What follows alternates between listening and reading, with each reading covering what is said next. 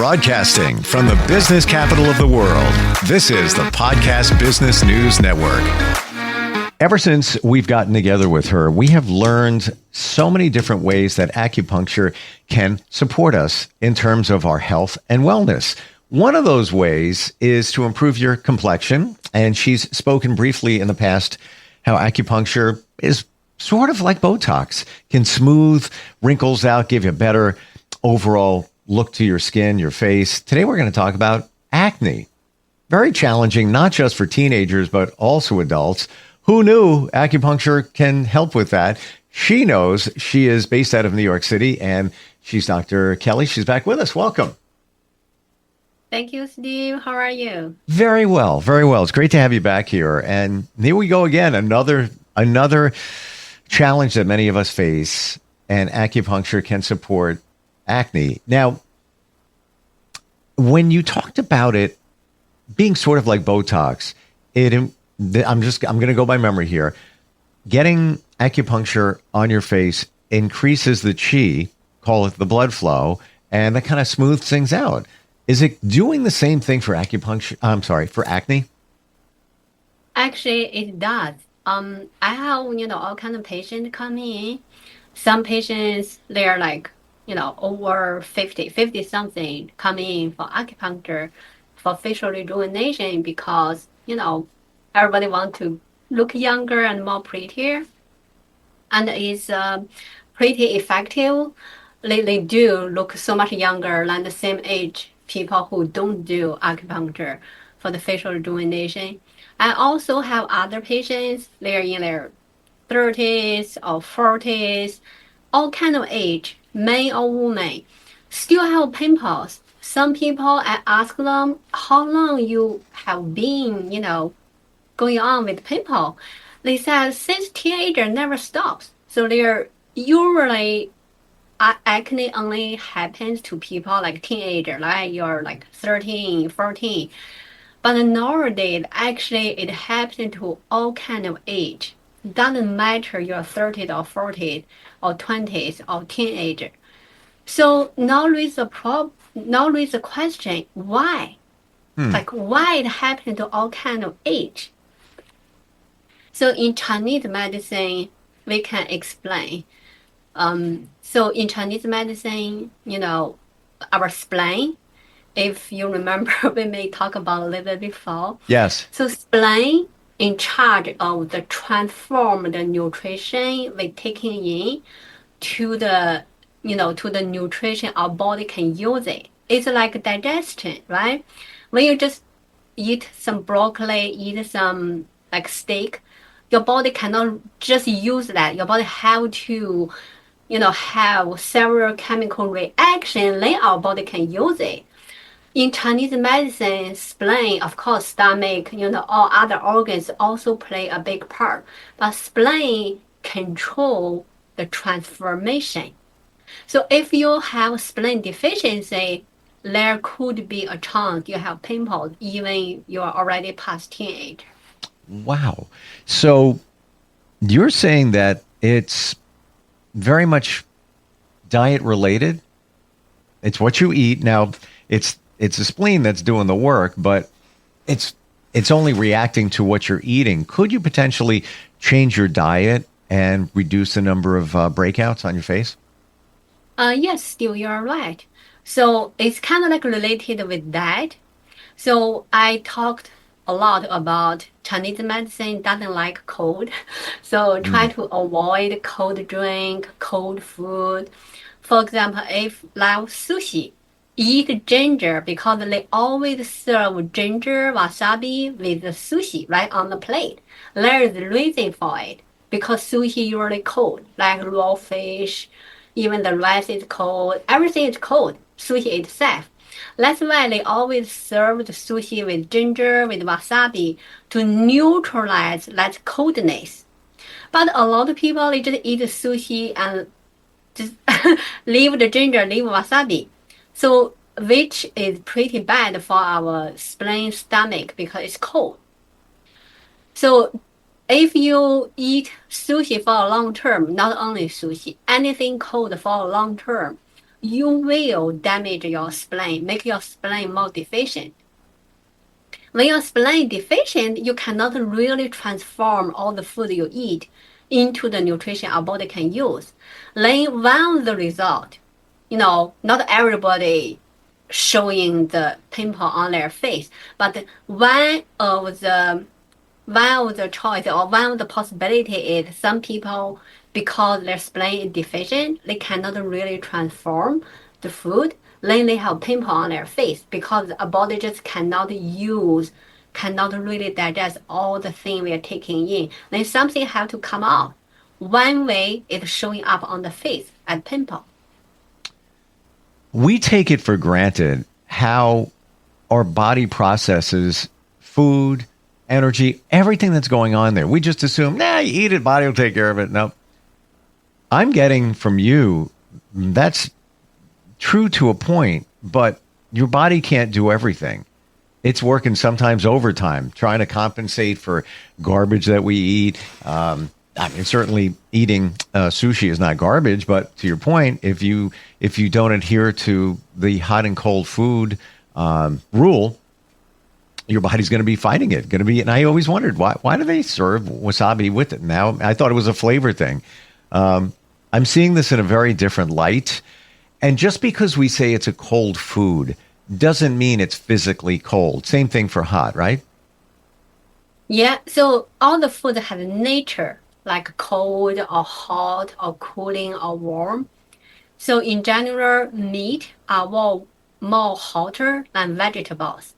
Vegetables and fruit usually are colder compared with the meat. But even in the meat, like chicken, lamb is the hottest. Then chicken, then beef, then pork. Pork is the coolest of the meat among all the meats. And, that's why even when we cook, so different kind of cooking method also add the hotter or cooler nature.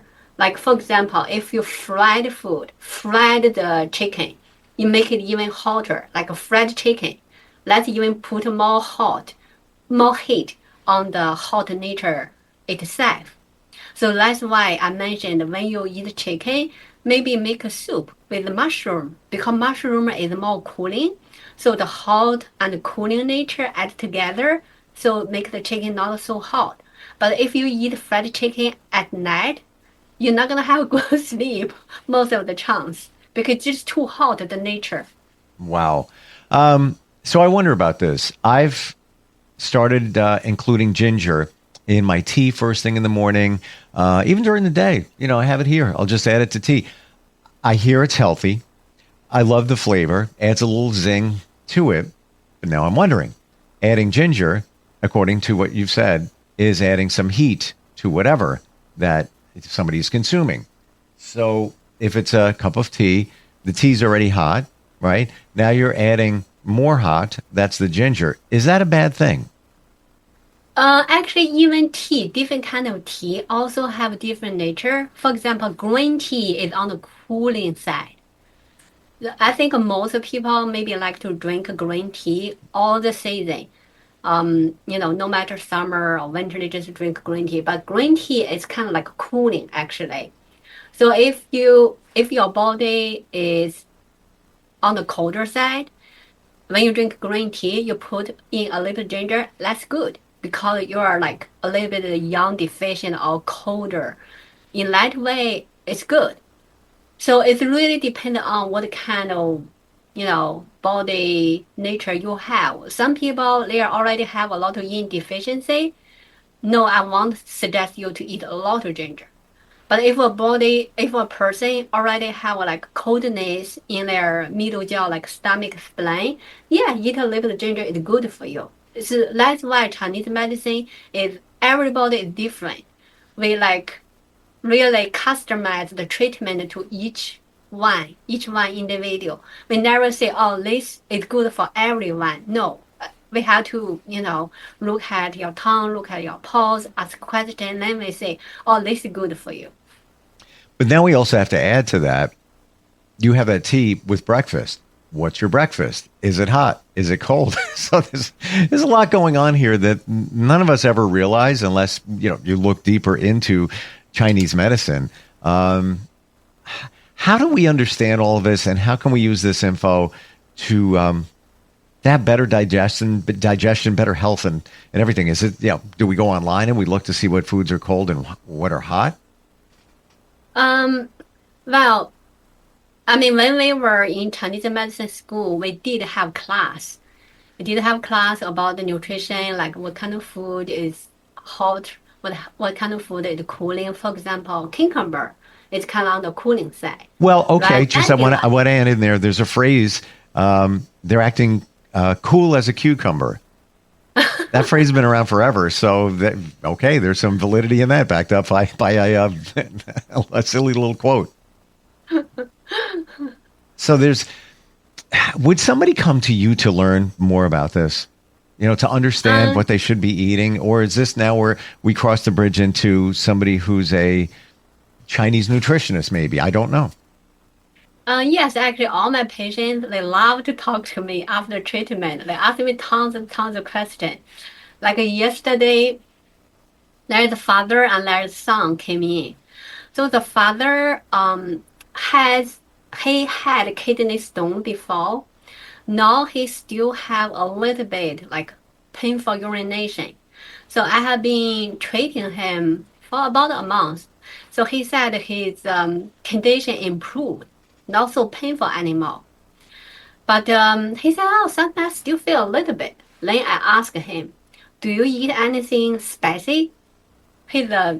He said yes, because he's Korean. Korean people sometimes love spicy food. That's their tradition. Mm-hmm. I said you should try to eat zero spicy food because your body already have damp heat. So when you eat spicy food, that hot, spicy, gonna come out from somewhere in your body, right? One way it come out from urine. That's why you feel like a burning sensation, frequent urination. So for person who have damp heat, you have to avoid spicy food. Zero. That's period. Don't negotiate with me. Can I eat a little bit? No. Wow. No.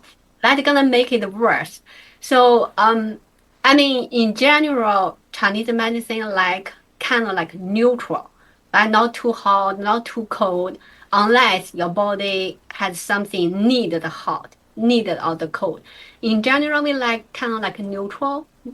So it's really like, I mean, I try to do the podcast, talk about the food nature, so let more people know.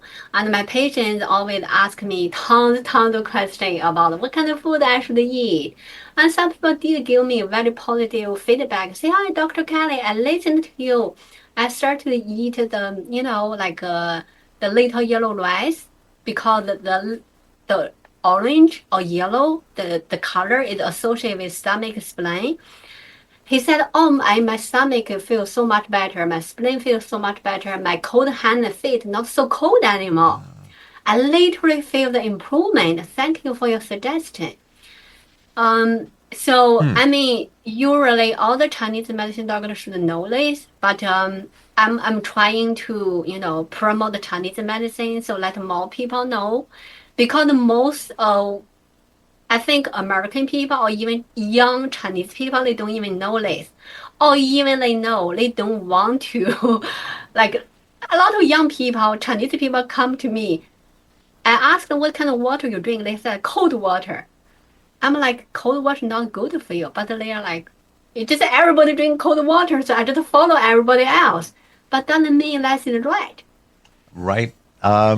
This is an education for all of us. So let's say somebody comes before you. They're an adult. They have acne. They have pimples. They have breakouts. Are you going to, before you do any acupuncture on them, are you going to talk with them? And this could apply to pretty much any situation. We'll just go with acne. We're talking about it today. Would you talk with them and find out what their diet is, find out what their lifestyle is, all of that, even before you take out one of the acupuncture needles? Yeah, absolutely right, Steve. So every patient come to me, I will do an intake. So I let it form. I will ask the question and fill in the form like, what kind of food do you eat? Do you drink hot water or cold water? Do you feel hot or cold? Do you have night sweat? What do you have? How is your appetite? You know, do you feel you want to drink more water? Like, how is your sleep?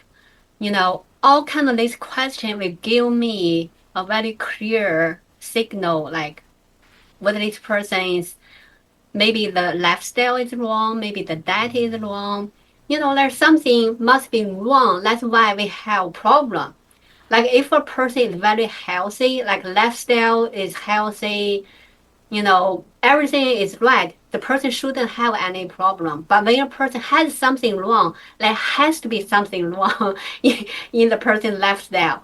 So that's why we ask all the questions, we will figure out. Then I will give the suggestion, right? Like don't drink cold water, try to go to sleep before 11. Even you go to work out, try to don't overdo it. Because, we encourage people to do a little bit of workout, but don't overdo it. A lot of people they overdo it, then they hurt their muscle, then they sweat too much. For girls, if you sweat too much and you didn't really like drink a lot of water at enough like quick enough, you can end up have like very short period or even the period can disappear. I'm not joking. It happened to a lot of girls. They want to be skinny, they want to look good, then they work out like crazy, like sweat a lot. Then ended up no period. Is it possible? Let's say somebody is kind of cold. They just feel a little chilly. Maybe the weather's not a hot day, but let's say maybe it's 65 degrees, and they just feel a little chill. Then they eat, and then an hour or so later, they realize, wow, I'm hot. And maybe feel just warm. And I'm not talking about hot flashes or anything like that. Just feeling warmer. Is it possible that what somebody consumes could make them feel a different temperature? Yes, actually, we do. Like, for example, if you go to just eat some salad, you do feel very cool. That's why I said for people who have like like a spleen, don't just eat salad. Eat the cooked vegetable. Yes, vegetable is good for you in general because a lot of people just eat meat, right? Fried chicken or steak. They don't eat vegetable. When they talk about, oh, I have a very healthy diet because I eat salad. No, salad doesn't mean it's healthy. If you're spleen deficient, salad can be bad for you because it's raw and usually it's cold. So your body had to use the energy to heat it up, to kind of like cook it. Then your body can digest it. So that's not good for you. I mean, in general, vegetable is good. We should eat vegetable. We should eat protein. I always suggest patients eat, balanced meal. We shouldn't just eat meat or just vegetables. But even a balanced meal doesn't mean salad is healthy. So let's go a layer deeper. Yeah, I have salad. Yeah, maybe 3 times a week. I'll make it. I'll add some chicken. So there's some heat going in there with the chicken, right? Just to tell me if I'm doing this right. And then I like peppers, but I like them. I like them cooked, but in a salad don't have time, so I'll just chop up some peppers, throw that in there. Maybe a cucumber, so that's the cool side of things. Would you say that in a way I'm balancing it out because I'm adding chicken, which you've said before is a hot type food. Even though if it's cold chicken, it still has heat to it. So do the peppers. Obviously the lettuce, that's all cold. Do you think that by adding those things to the salad, it's kind of balancing it out? It kind of balance a little bit. So I think you're right. But again, anything cold, your body still need to warm it up. To the temperature our body, our enzyme in our stomach, in our spleen, in the small intestine can digest it. So for that part, our body have to use energy first to warm it up. But again, you're right, chicken is on the hotter side. So even a cold chicken, but the nature chicken is still hot. Pepper, if it's spicy, even you take out from the fridge, it's still hot. So the hot nature is still there, but the temperature, yes, you take out from the fridge or you just cooked right from the oven, that's different. So it might even make sense if you're going to add chicken to your salad that if you can, bring it in a separate container, heat it up. Just take the chill off of it, if you will, and then add that to your salad. So now it's got a little bit of warmth to it. Yeah, in general, I always suggest patients eat warm food. Again, our enzyme have the optimum temperature. When the cold food get into our stomach, the enzyme has to, warm it up first to digest the food. Mm-hmm. So again, it's like you have to spend $20 to use the rest $80. Instead, you can use the $100 totally. So let's go to acne now. The needles have come out. You've already did your intake. Now it's time. Are you applying the needles within the face and finding different, to increase blood flow to reduce the chance of acne and pimples?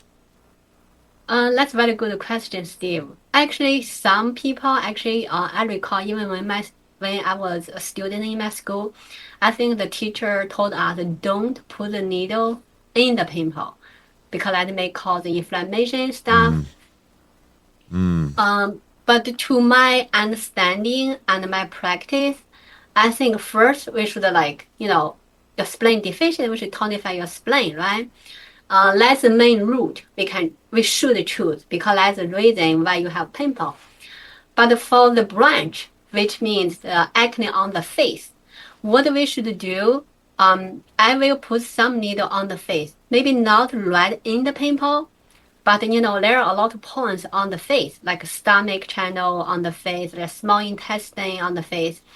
We will put some points to just help out the move the qi and blood. Because when you have the pimple, which means also you have some stagnation, right? The qi and blood cannot move. So treat the spleen is the root, but put some acupuncture needle on the face is a branch. So usually it's really helping. A lot of people, like my patients, they said, I didn't come in for acne, but now I felt like a little bit of acne disappeared. Wow. Yeah, learned a lot here today, especially about the food and how acupuncture can support something else that many of us didn't even think of. Obviously, this needs to be done in your office in New York City. Certainly on a consultation basis, you can do that virtually to talk with somebody or even just start a conversation. What's your website, Dr. Kelly? It's Kelly121acupuncture.com. And you're available if somebody just goes on the website, they can click a contact or fill out a form and reach you? Yes, they can fill in the form or they can email me at info@kelly121acupuncture.com or call me at 347-885-1865.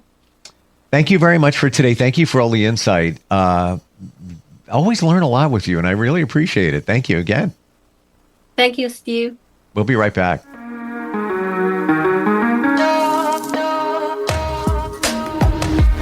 Broadcasting from the business capital of the world, this is the Podcast Business News Network.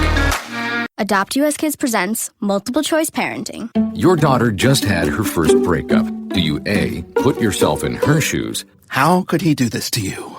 And for Sheila, she has split ends. B, console her? Oh, sweetie, this is going to happen a lot. 4, maybe 5 more times before you get married. C, take charge? Got to get this all straightened out. Give a little talking to, man to man, mano a mano. Hey, Steve! Is now a good time? No? Okay, no problem. Bye. Or D, help her find a new boyfriend? I know a great place to meet boys. The internet. Nice, single boys. Never mind. How about some ice cream? As a parent, there are no perfect answers. But you don't have to be perfect to be a perfect parent. Thousands of teens in foster care will love you just the same. For more information on how you can adopt, visit adoptuskids.org. A public service announcement from the U.S. Department of Health and Human Services, Adopt U.S. Kids, and the Ad Council.